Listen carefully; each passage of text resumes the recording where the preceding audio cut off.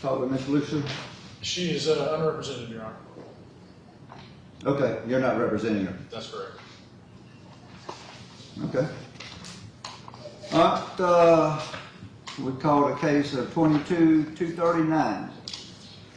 Margaret Bruno, is it Lucia? This is who you're calling right here, Your Honor. Yeah? Just so we're clear, I'm representing the, authorized representative for the legal fiction. And I cannot cross the bar if you, I can't cross the bar, you know that. It's all about I can hear you. jurisdiction. Can you hear me okay? I can, yeah. All right. It's not as sophisticated as my hearing aids, but I can hear you this time. All right. All right, I just want to be clear that when I was here for the arraignment, first off, I never had a first appearance.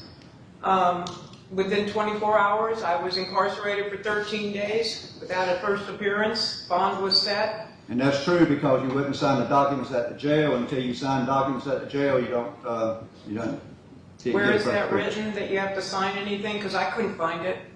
It just simply says within 24 hours I would go before a judge. I had Well, You felony weren't properly charges. booked, so that's the way that was, but I'm not going to argue with your point, but go Okay, ahead. well, I just want to get it on the record that I am here on a special appearance, and I'm just the authorized representative for this birth certificate. It has been federally authenticated, if you want to take a look at it. It has been certified by the state and federally authenticated. I am the owner of this SQQV. Do you understand what that means? Not a clue. Really? Okay.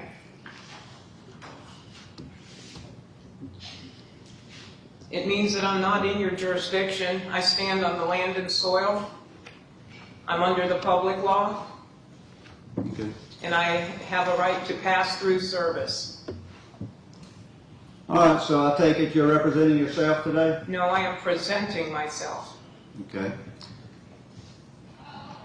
So you're not going to enter a plea today or work out negotiations or anything? I'm not making any plea whatsoever. I have not consented to contract with this court in any way. Okay. I'm an American state national. I'm not a sovereign citizen. That was a hate crime under which I was arrested, and the arresting officer has since quit his job with the Jasper Police Department. All right, well, state we can, I have a file here that I have one prepared for both the prosecutor and for you, Judge, if you'd like to take a look and go along with me on what I'd like to bring before the court. My goal is that this case get dismissed with prejudice before I walk out today. well, that's not going to happen, but we'll take a look at those files. Okay? They're the same, one for each of you. We'll take them under review for you. Give me Okay. one. Give Miss Tiffany one she can take back and look it over. All right, well, here's what we're going to do today. I'll look this over for you. I'll look Okay, this over. this file is not completed. Let me explain. All the highlighted areas, I met with the clerk of court, Greg Godwin, and the areas that were in yellow here, I expected that he would be able to provide the information for me to complete these documents. I am not able to mail them until I can get them completed. He suggested that I talk with, is it John Durham, or who is it, Durant? Am I getting that correct, Tabitha? That's Mr. Durrett, the state attorney. Durrett, okay. He suggested I should talk with him as far as getting this information completed. He said he wasn't able to complete the information. Otherwise, I can hire somebody to get this information for me. So if this case is not going to be submitted, but the first letter in here is a fair notice and warning letter. And it speaks to what the issues are here. First off, it was a false arrest because I do have a right to travel. No, and then also there is no contract. The application for a driver's license does not tell anybody that you are trading a God-given right for a privilege. There is no victim in this crime because I have a right to face an accuser, and there's nobody here that was harmed. Deprivation of due process, Your Honor. You denied me a first appearance. and I have not heard the charges because I am hard of hearing. I brought that to the attention of the court at the arraignment. And your comment was simply, I'm talking as loud as I can. Well, that doesn't do any good for somebody who has a disability, and you have a responsibility to me under the Americans with Disabilities Act. And so I have issues with that. So up until, I still haven't really heard the charges. You know, when it started out, I was slammed with 7 felony charges. Had a violation of my Fourth Amendment rights because they did a search and seizure of my vehicle. They tossed my car completely. He claims he found the phone in my car. He didn't. He took it out of my hand after shoving my arm. That was assault and battery. And then when I got into the police vehicle, my keys were in my pocket. He took them out of my pocket. All right, that again is assault and battery, and also could be considered rape. Prosecutor Travis Munden did not act for 8 days. He allowed me to sit in jail for 8 days with felony charges hanging over my head, of which you put a $38,000 bond on me without my participation. Again, that was a violation or deprivation of due process. The felony charges were bogus. I'm an international notarial witness for the United States of America, unincorporated. I had those, were the driver's license on my phone, and birth certificates because I do remote notarization for people. I had a right to have that. I had it by permission of the people that sent it to me. The prosecutor, Dana Brady Giddens, she failed to act for 6 days. After, on July 1st, Travis transferred it from the felony side over to misdemeanors. She sat on it for 6 days. I sat in jail for 13 days, not even knowing what was going on.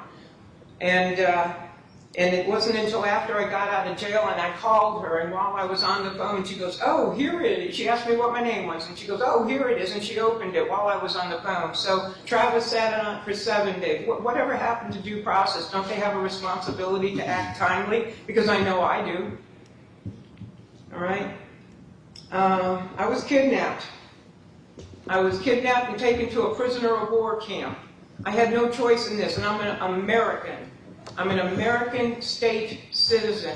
I stand above this court. I stand above this for-profit corporation. First time that I saw you, sir, was 44 days after my arrest. And again, my Americans with Disabilities Act rights were violated in that you made no accommodation at all for my not being able to hear you.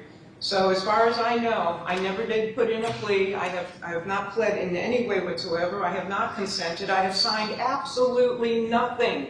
I signed no citations. And I have had communication with Tabitha and Dana. We have been writing back and forth on our 72 rule of response, and I can't get answers out of them.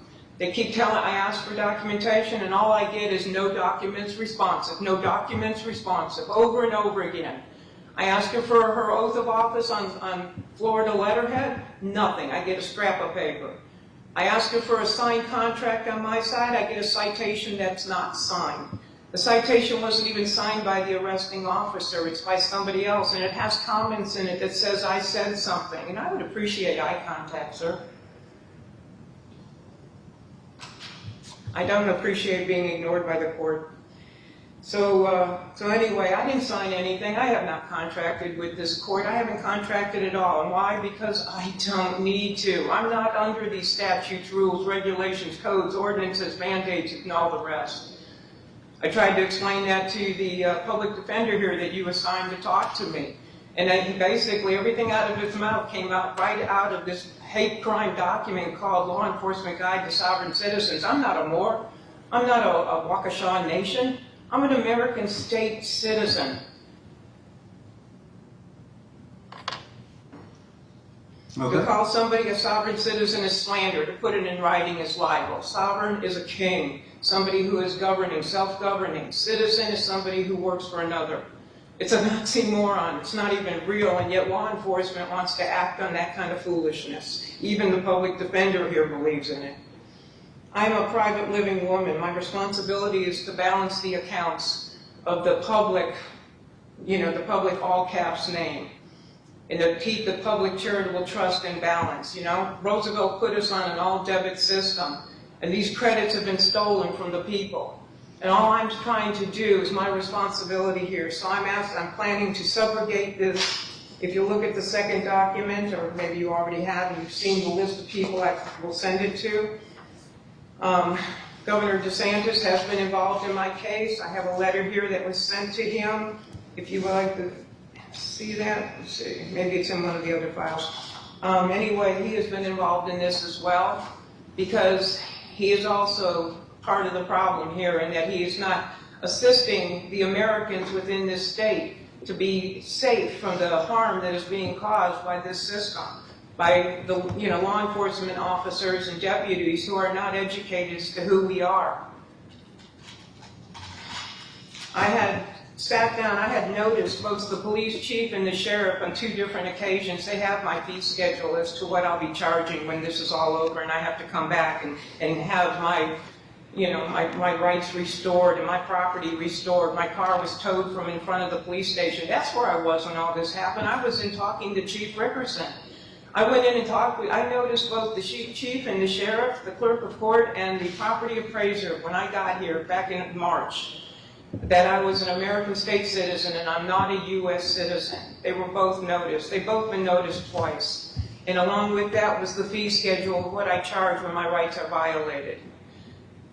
I was talking with the police chief for the 4th time. We have sat down and had 4 conversations on how we educate the officers to know the difference so people are not harmed on the side of the road. I wasn't even on the side of the road. I was parked in front of the police station when all this went down. I wasn't even in my car. This officer got in my face back in April, and he stood there. I was meeting with the police chief, Chief Rickerson. At that time, he was an interim police chief. And this officer barged into our discussion and got in my face and started spitting on me with his saliva. He was like this close to me, yelling at me, telling me, I'm a police officer for 25 years, and I've dealt with plenty of people like you. And he went on and on and on, okay? No, he hasn't dealt with anybody like me, because I know my rights. And I studied this. Why? Because you could not get through the 2020 election and not know that there's something seriously wrong with this country. And I have seen this coming for many, many years. I studied it with my husband. My husband passed back in 2010. In July of 2016, I read an article that the Pope had relinquished our Social Security accounts to the U.S. Treasury, and I knew something had changed. Something was up, and I went looking. And when I went looking, I found at least 20 organizations trying to help people come out of slavery, come out of this U.S. citizen slavery. You're a slave to the British Crown, which is the administrative arm, to the Pope, which is the financial arm, and to Washington, D.C., the District of Columbia, which is the military arm of the one world government. Well, I don't go with that, because I serve a king. I serve the Almighty King. That is who I am. I am a child of the King. I'm not a U.S. citizen. I'm a child of the King, and I have rights that were given to me, sovereign rights given to me by my Creator. And I live by the Bible. I don't live by any kind of religion, sir. I read the Bible cover to cover, and I do what it says. And when it says that there are 2 commandments in the New Testament that Jesus, or Yeshua, I prefer to call him by his Hebrew name, the 2 commandments, to love God above all things and to love your neighbor as yourself, I live by that. But that's a summary of the 10 commandments that are in the Old Testament, Exodus 20. And the first 5 commandments are how you love your Creator. And the second 5 commandments is how you love your neighbor. And I live by that, sir. And this officer had to break several of those commandments to put me into this system. He had to lie, and he had to steal my property. And if this is the system that this government or this for-profit corporation is trying to force on the people, then you guys should all be ashamed of yourself. I am asking, I'm not asking, I am demanding. See, a sovereign does not motion the court. A sovereign demands. I am demanding that this case be dismissed with prejudice, because I'm going down for the count. I'll take whatever punishment you give me. And I think my 13 days in jail without signing anything, just for comfort, should give you an idea of the fact that I finish what I start. I went into that jail, Your Honor. It was quite a surprise. I wasn't prepared for it. If it hadn't been that I took a couple in who were homeless, I probably would have ended up going home to a dead dog in a house full of crap. But that gentleman, the people that I took in who were homeless, called my girlfriend and said she didn't come home last night. Well, my girlfriend knew that I was on my way to the post office in Live Oak, and she knew I was going to stop by and talk to the sheriff. So first call she made was to the Suwannee County Jail. Second call was to the Hamilton County Jail, and she found me. I was sitting in jail. I've never been in trouble with the law before. Do you know what it's like for a 73-year-old woman to have to stand there and take her underwear off and stand in front of somebody else? That was so humiliating. You want to talk about rights? Let's just talk about basic humanity here. And I was given an orange jumpsuit. I don't look good in orange at all. I have to bring some humor so I can stop crying. I wore that jumpsuit and my underwear for 13 straight days because I wouldn't sign your paperwork, because I would not come in contract with this corporation, this for-profit corporation. You're not a government, let's be honest. Because I wouldn't come in contract with you, I suffered extremely. I was 3 days in a row. I asked for a sweatshirt. I was freezing. You got a swamp cooler in that jail. It's loud and it's cold. And every guard was wearing a jacket, and every inmate had a sweatshirt except for me. 3 days I asked for a sweatshirt. On the 4th day, when I asked, the guard said, "You don't sign out paperwork, you don't get nothing." Yeah, that's real sweet. There's a camera right above the toilet. Yeah, that's real sweet. You're sleeping on a steel bed. When I went and signed their paperwork, they gave me a mattress where the fabric was touching fabric. I have a 9-inch spread, thumb to little finger, and I can tell you that the padding of that mattress lay within a lump, 12 inches by 30 inches. The very first day in holding, I had a bruise on my tailbone from sitting on a steel bed. You know, I'm used to a mattress, and I have a memory foam topper on top of it. I like it sweet. I went without drinking water for 13 days. I drink on average almost a gallon a day. My dog and I consume a gallon a day. You get coffee in the morning, you get Kool-Aid for lunch and dinner, and you get absolutely no water. And the only water coming out of the faucet in the bathroom is hot water. Okay, this is inhumane. I was tortured for my faith. Why would I say that? Because according to Revelation 18:4, it says, "Come out of her, my people. I am one of his people." And that Revelation 18 is all about Babylon. And yes, I did the paperwork to come out of this Babylonian system. Matthew 6:24 says, "I can't serve two masters."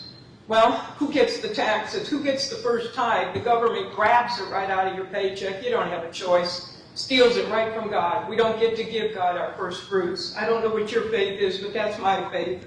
I serve the mighty Creator.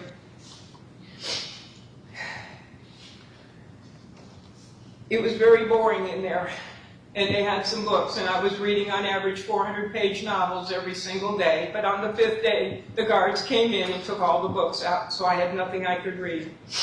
And then the girls gave me some paper. I had 3 sheets of paper. I started writing and writing and writing, front and back, as small as I could. And when I ran out of those 3 sheets of paper, the girls in the cell on the other side started giving me paper. Why? Because I befriended them. We talked about our Savior. We talked about why we were there. I wasn't preaching. I don't preach. But I shared with them that, you know, they got themselves in trouble. And the first thing they need to do is straighten out their lives and get right with their Creator. Because if they can do that, the rest will fall in place. And that's what I spent those 13 days doing. Trying to be a big sis or a mom to those other girls who have lost their way along the way. 5 of the girls in that prison or jail recommitted their lives to God while I was there. And I'm very happy for them, and I continue to pray for them. I want you to know, sir, that I pray for you also. I pray for every one of you, because I pray that the Father will take the veil off your eyes so you can see what's really going on here. I don't know what you know. I have no idea what you know, but I know exactly how it works, and I know about the security bond, and I know how you have hit my SQQB trust, and that's what this subrogation is of that bond. because I'll be filling out all the IRS forms. If this case is not dismissed with prejudice today, or I'll give you 3 days as it says in the document, if it's not dismissed with prejudice, then what I plan to do is fill out these IRS forms and make sure that the account that I am responsible for, I, the private woman, is responsible for the accounting of the public woman, or the all caps name that y'all have fraudulently created. And I mean, when I say y'all, take it professionally. You obviously weren't there when I was born. But anyway, the point is, sir, that I do feel the responsibility now that I understand how all of this works, that it's my job to apply those credits to the debits. It's my job to make sure that those funds are not taken multiple times or above and beyond what's necessary. And so that's what this subrogation document is all about. I want you to pay attention, sir, to the list on this document of the people that, the distribution list. You see, I have notified the state's attorney. I came out of the system back in April of 2018. And when I moved to Hamilton, I was in Jacksonville at the time. When I moved to Hamilton, I redid my paperwork. So on the public record in this county, I have 2 filings with all my paperwork showing that I am an American, I'm not a U.S. citizen. I have an act of expatriation. I have a deed of reconveyance. I have a cancellation of all power of attorney. I have an assumed names that gives me a copyright and a registration on all of my names. Okay, You Mr. can't Chair. make money on my names. And then you'll notice on this list here, Yeah. the state's attorney the state's attorney, the attorney general were all notified back in 2018 I'm an American. Why they didn't notify y'all, I don't know. But why I'm being persecuted, I don't appreciate. Okay. On this list here, because you have deprived me of my rights, I have also included the Judicial Qualification Commission as well as others. So, I yield. Okay. Well, I appreciate your commenting. So what we'll do is, what I'm gonna do right now is continue to October 18th, see what's, I can't do that, sir. I will be at the Feast of Tabernacles from the 1st of Tishri, which is September 26th, until, let me think, what is it, 9 plus 8, 18. Around the 20th of October is the Feast of Sukkot, Feast of Tabernacles. I'll be out of town for that, celebrating What with about about 300 believers. what about November 15th? Well, I mean, I don't plan to attend any more trials here. This is my last one. Okay. I'm hoping that you will do the right thing here and that the state's attorney will do that. Tabitha here, she has not proven jurisdiction. Once I Okay, here's what we're gonna do. consent, Your it is case her is- job to prove jurisdiction. Your case is continued to November 15th. We're gonna take everything you said under consideration. Okay? I'll look at your papers. State attorney will look at them. And, on or before November 15th, we'll come to some conclusion. How about I that? hope to get a letter from you. I will continue to get the information here. Is it Durrett, did you say? Mr. Durrett. I will, I'll get in touch with him.